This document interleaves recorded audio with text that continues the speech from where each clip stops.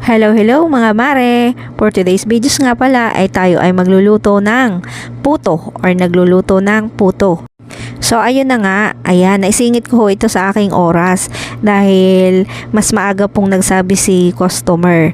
At ako po ay hindi regular na nakakapagluto sa ngayon dahil ako nga po ay nakapokus sa pagbabantay sa school dahil nag-aaral nga po itong aking may sakit na anak na may sakit na diabetes, bantayin po yan.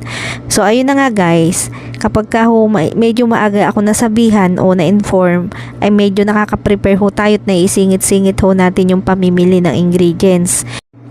Kaya po sa mga suki ko na natatanggihan ko po ay pagpapasensyahan nyo po ako kasi hindi po ako laging libre. At ito na nga po, umpisahan na natin gumawa ng puto.